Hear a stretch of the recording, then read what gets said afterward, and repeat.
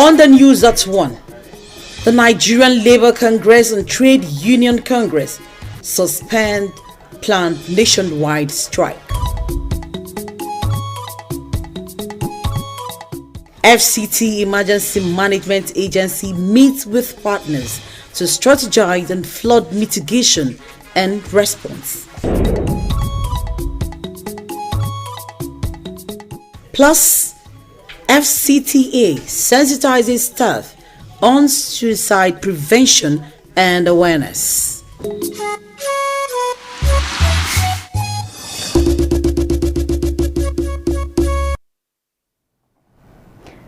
A very good afternoon to you, and thanks for joining the news at 1 on NTA Channel 5 Abuja, the Unity Station.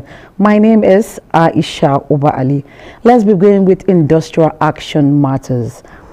The Nigerian Labour Congress and Trade Union Congress have agreed to suspend the planned nationwide strike after constituting a committee to review 7-point framework. This is coming after a long session between the representatives of the federal government and the union leaders. CHANNEL5 and the NLC to establish a joint committee to review the proposal for any wage increase or award and establish a framework and timeline for implementation. The federal government, the TUC, and the NLC to review World Bank Finance Cash Transfer Scheme and propose inclusion of low-income earners in the program. At our joint date, we'll go into more specifics to make sure this knotty issue is resolved. Thank you very much.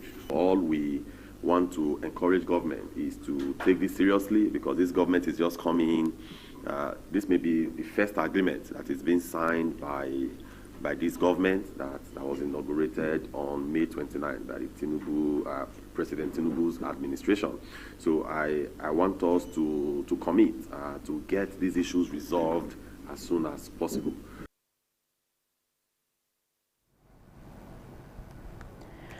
Meanwhile, the Permanent Secretary, Federal Capital Territory Administration, Olushade Adeshola, said of the Abuja Environmental Protection Board is just towards ensuring proper waste disposal and sorting at source to address pollution. Olushade Adeshola stated this at the 2023 World Environment Day celebration in Abuja. Onoze Yakubu has the details. The theme for 2023 World Environment Day, Solutions to Plastic Pollution, harps on the United Nations global campaign to reduce and eliminate pollution in both terrestrial and aquatic environments. Remarks by the stakeholders and drama presentation by the students are reminders to all on the need to take action towards reducing the use of plastics and ensure their proper disposal in the territory. This, the representative of the FCTA Permanent Secretary says, is coming against the backdrop of the challenge of plastic littering, blocking drainages resulting in flooding and other associated health risks. In the Federal Capital Territory, we have continually encouraged waste segregation as source, and we have an ongoing pilot project in Life Camp Guaripa, Wuse 2, and other parts of the Federal Capital City. Plastic pollutes ecosystems and harms human health and biodiversity. It is therefore urgent to act by finding effective solutions to this phenomenon. A careful and concerted effort is needed to ensure that this trend is stopped. The authorities say the administration is developing solid waste transfer stations at Papi, Gudu, and Kuba to ensure waste segregation at industrial scale, to ensure city cleanliness and plastic waste management. Onoze Yakubu, NTA News. Animals, weeds, and unwanted plants in the farm constitute a threat. However, human effort to control pests has a long history. June 6 annually is set aside as World Pest Day to seek for professional pest control treatment for home and plants at regular intervals. Let's hear the report from Deborah Gazaji-Maika.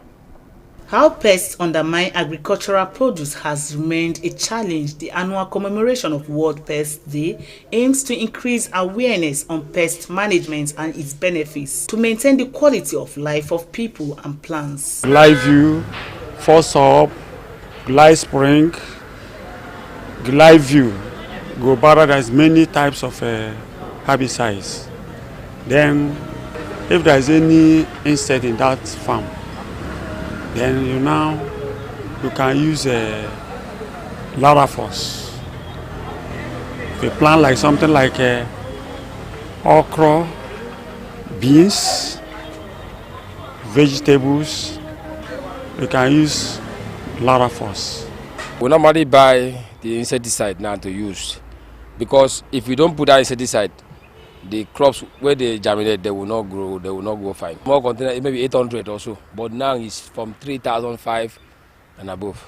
We are waiting to say maybe one day government will come and say, okay, all these things should stop, that they should open border, or maybe other things should come in. The celebration, initiated by the Chinese Pest Control Association, was first observed in the year 2017 with an inaugural ceremony held in Beijing. Government and media are aware of the important role pest management plays in protecting public health, and so promoting the use of professional pest management in a scientific and socially responsible manner must be given serious attention. Before you go to the farm and apply chemicals in the farm, and you cover your nose so that the chemical will not materialize inside your body. Any contact of the chemical can cause a lungs damage, a liver damage, probably a kidney damage. Because when you inhale the mist in you, it goes down to your lungs. And before you urinate it out, it has to go through your kidneys, and it will affect you. Pest varies from fungi and bacteria which damage animals and plants. In Abuja, Deborah Gazaj Micah, NTA News. And to health. In ensuring a healthy workforce and in commemoration of United Nations Suicide Day, the Federal Capital Territory Administration is sensitizing the staff on suicide prevention. The one-day sensitization program is to educate its workforce on triggers to taking one's own life. The report. Part of why people don't want to share their problems now is because very quickly your information can go viral, and then there's shame and stigmatization and all of those things. When people say a problem shared is a problem practiced according to health experts while analyzing the causes of suicide. So we must address all the issues surrounding it. We must address depression, we must address substance abuse, we must address other mental health conditions, we must address other social difficulties. People in abusive situations, people have been kidnapped, people have been abused sexually, physically, and all of those things. We must address all these other conditions. However, there is no exemption across all the ages, all sexes, all race, and globally. So this is the reason why the outreach also is targeting going to schools, institutions, and so on. No incident of suicide has been reported in the FCTA, but the forum is to ensure that the staff are aware of the factors that trigger suicide and where to seek help. We're going to start linking people also to service centers, particularly the primary health care centers. According to the World Health Organization, suicide is the fourth leading cause of death among people between the age of 15 and 29, with approximately about 1 million deaths as a result of suicide annually. And for every death, there have been 15 to 25 attempts. Speakers advise that it is important that people ensure that they are emotionally and mentally balanced, irrespective of any situation, as the FCTA intends to take the sensitization to other institutions such as schools and other public places. 43 critical stakeholders in flood mitigation have met in Abuja to map out new measures on effective flood mitigation and response. Permanent Secretary FCTA Olushade Adeshola says a stitch in time on measures for flood mitigation is very necessary, as the Hydrological Agency have warned. Sophia Uchi reported that the event was organized by FCT FEMA. Factors complicating flooding are alterations on the land during development, diversions of water from its natural source, blockage of water from its channels, improper waste management, and so on. Permanent Secretary FCTA Olushade Adeshola says synergy, advocacy and measures must be strengthened to ensure no loss of life or property in this year's flood forecast. The entire land in FCT is vested in the federal government. There are no local lands. Area councils cannot allocate land. Chiefs have no land to sell. When you buy from them, you are likely to buy a problem land. Director General FCT FEMA Abbas Idris says the plan involves the 6 area councils and flood-prone areas. We are going to have a water training for our divers because they have been used to probably one river, and so if the water system and the weather changes, they will find it very difficult to really carry out rescue. That is why the Permanent Secretary and the Director General of FCT Emergency Management Agency quickly asked us to put this meeting together so that critical stakeholders will come up with more mitigative measures, more than what we put in place last year. FCT FEMA says attitudinal change on the part of Nigerians will go a long way in changing the narrative. The stakeholders' resolution emphasized stronger collaboration to mitigate flooding. Safia Uche, NTA News. Still on water related, in pursuance of the core mandate to ensure adequate, safe and affordable water services to rural citizens and provision of basic sanitation and hygiene in communities, the FCT Rural Water Supply and Sanitation Directorate, RUWASA, is calling on citizens in both rural and urban communities to key into the sanitation campaign and avoid practice of open defecation. Executive Director RUWASA Dr. Mohammed Dan Hassan disclosed this in an exclusive interview with NTA Channel 5. Cecilia Julius has more. Proper sanitation, personal hygiene, as well as discontinuance of open defecation is the major cry of the FCT Rural Water Supply and Sanitation Directorate, RUWASA, to ensure rural and urban communities are kept safe from water-related diseases to achieve a serene and hygienic environment. With the collaboration of UNICEF and Federal Ministry of Water Resources, so the FCT is targeting to make Kwali open defecation free, to join the other local government areas, and then we use the experience that we gather from Kwali and replicate it in the other 5 area councils. So that is what we're doing right now. Another important aspect is attitudinal change. That is why we embark on sensitization. We need to sensitize our people to remind them of the importance of managing our waste safely, such that it doesn't backfire, boomerang, and affect our health. So it's not just the rural communities, but also the urban centers. They are advocating for the cooperation of citizens in achieving the implementation and sustenance of public toilets and provision of potable water supply to meet global standards. Cecilia Julius, NTA News.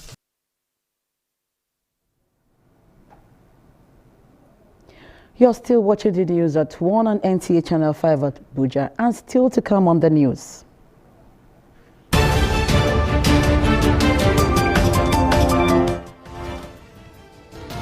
Correspondent takes a look at government achievement on basic and post-primary education in the FCT. These are more in just a moment. The immediate cause of the latest queues in Abuja remains unknown. Conceived with the intent to ease the flow of traffic in the nation's capital. Whichever way it turns out, either to consolidate on the existing mandate or institute a new dispensation. Located within the Abuja Municipal Area Council, AMAC. How much do people know about ADR? Are charting a path to having more youth participate in governance, in addition to building young entrepreneurs. Residents of the Federal Capital Territory are calling on the federal government to, as a matter of urgency, look into the situation. You have to strike a balance to have a future that you don't have to regret. Like experts say, what kills really is fear. In Abuja, NTE News.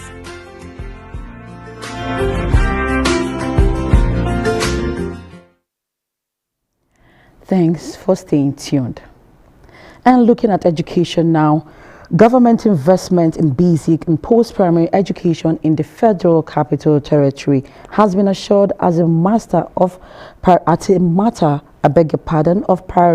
the educational outlook of the FCT Education Secretariat. Hadiza Godwin-Ebuno has more on the achievement of the FCT Education Secretariat in the last administration.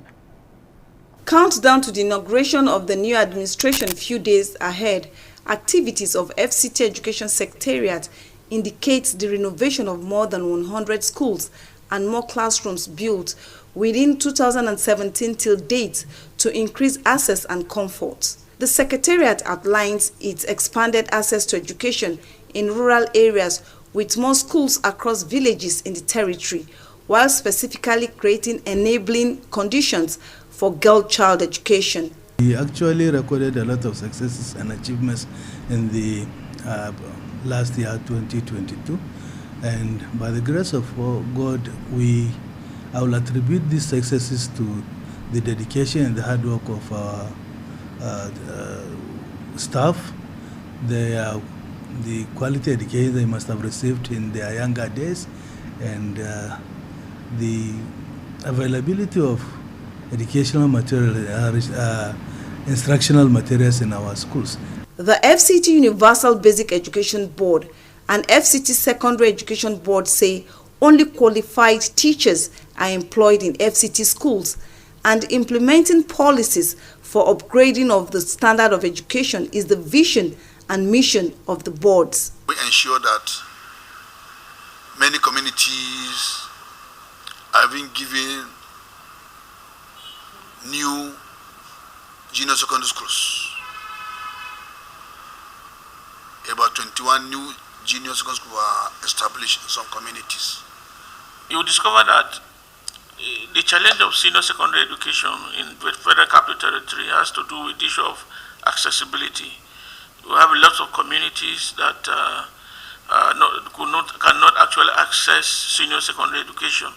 So it became expedient for us, very, very expedient, that we must cope with the number of students that they are churning out for us, both at the private school level as well as public school level.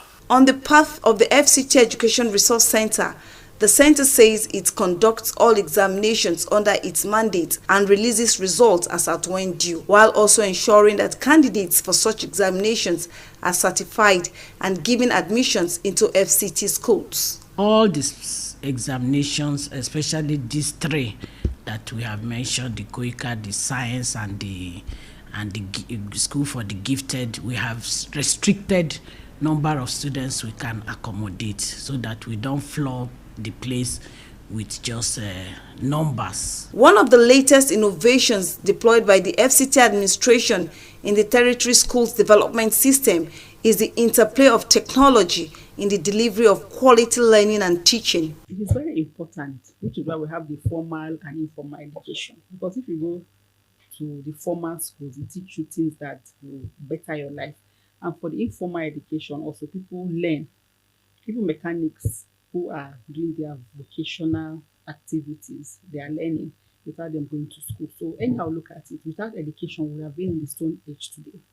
Not even knowing how to even read our matches. They were using stone in the past, but somebody went to school, was able to know that if you're able to add some chemicals together, you'll be able to now light these matches. Through the aid of advanced technology, the FCT had seen now that the emergence of smart schools as remote learning and teaching gain more ground since it became a popular solution to beating the worldwide COVID-19 induced restrictions. Hadiza Godwin-Ebuno, NTA News. In the same vein, secondary education is a crucial tier in the education sector in Nigeria. It is the midway between primary and tertiary schools and a critical foundation believed by educationists to be the most important level of knowledge acquisition. Odiri Ogberu Arutere was at Piwe community of Amak and reported that the absence of a secondary school in the community is seen as an educational setback. The report. Piwe community is located along Airport Road, behind Legislative College. Piwe is one of the baggy villages of Amak, hosting large number of low-income earners. Despite the growing population of Piwe community, there is only one LEA primary school serving the people, a situation the inhabitants describe as being responsible for many school dropouts in the village. That is leaving the Piwe village to the school is too risky because of most of the students used to have accidents in the road when going to school, and crossing of the road is so dangerous for the students. There's a government secondary school in Piwe. If the government will be able to do it, we will thank God so very much. Parents residing in Piwe community say for their children to attend secondary school, they will have to travel to other villages like Lugbe, Piakasa, and even sometimes as far as the city center to access secondary school education. It's risky because even for some of the children, crossing that main road is a very big problem to us. We are appealing for the government to come and assist us and give us senior secondary school here. Senior secondary school students of Piwe community go through the stress of crossing the highway on a daily basis to access education. They therefore call on relevant authorities to come to their aid by providing them with a senior secondary school in Piwe community. Odiri Ogboru, Arutere, NTA News. Away from education now, a publication by the World Health Organization attributes anxiety, depression, and other mental health conditions to the excessive use of smartphones. In this special report, Toyibat Anifowoshe examines the effect of smartphone usage, especially amongst the youth. With more than half of the world's population now available on the digital space, the use of smartphones have become integral to many life's activities, especially the youths. I use my phone to work, so I'm always on my phone. But no, I'm addicted to my phone based on what my phone do to me and what I use my phone for, So I trust my phone more than anything and more than anybody. Personally, I do a lot of work on my phone. I read my emails, though there are the social media, WhatsApp aspect of it. Sometimes in the night, I even ignore it because it becomes too much. Too much of everything, they say, is bad. Little wonder why excessive use of mobile phones has been linked to numerous psychological problems such as anxiety, depression, and other relational issues. And a majority of people I've interviewed have realized that being introverted is because they have a drive, they have a smartphone that they use every time. So that causes isolation. They isolate from the society. That causes societal isolation. So they cannot even communicate with real human beings because they're addicted to their phones, and that actually plays a role psychologically. Because when you have an opportunity to talk to a real human being, you don't know how to communicate because you are used to communicating through a smartphone. There are some people that you can ask questions over the phone and they will be expressive, but physical expression doesn't work anymore because we express ourselves through a smartphone. So it has a psychological effect, and it also has a mental health issue as well when it has with smartphone usage or excessive use of smartphone. This counselor shares the same view. Because we miss out on so many things happening around us because we are so invested in our phones. So you can decide by yourself that I'm going to take myself off this particular social media for a particular time because it's not feeding or edifying me. Addressing this issue, experts are of the view that individuals have to be intentional about limiting their overindulgence on the use of smartphones. You have to make sure that your usage of your mobile phone needs to be productive. If it's not productive, it's not giving you value, then you are wasting time. Health experts, however, advise persons with smartphone addiction to seek professional help. In Abuja, Toyiba Anifowoshe, NTA News.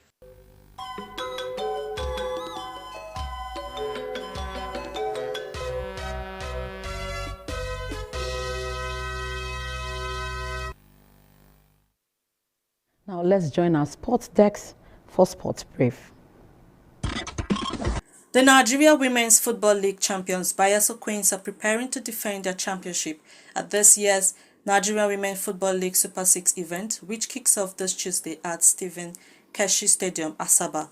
The Queens won the 2022 championship with 15 points after victories over the Nasarawa Amazons, Rivers Angels, Delta Queens, Edo Queens, and Niger Rattles. Following the conclusion of the Nigerian Women Football League regular season matches this year, the team firmly established their place in the Super 6 playoffs. Still on football, Super Eagles head coach Jose Pesiro was on seat and watched all the 6 matches played so far in the match day 1 and 2 of the Nigerian Premier Football League Super 6 at the Mobalaji Johnson Arena, Lagos.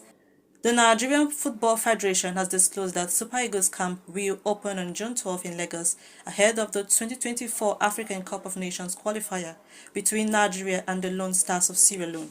Elsewhere, the draw for the 2023 beach handball has been conducted and Nigeria's beach handball team has been placed in Group B. The second edition of the beach handball games is scheduled to hold on June 24th and 26th in Hammamet, Tunisia. According to the draw, Nigeria will compete in Group B alongside Libya and Togo. With Sports Brief, Francis Kabile, NTA News.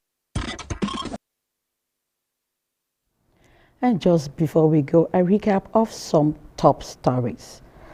The Nigerian Labour Congress and Trade Union Congress have suspended planned nationwide strike.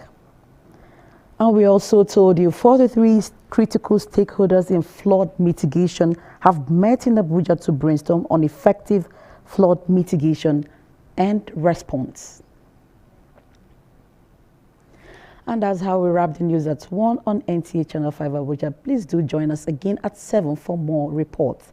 But before then, keep watching NTA Channel 5, the Unity Station. I am Aisha Obali. Have a pleasant day.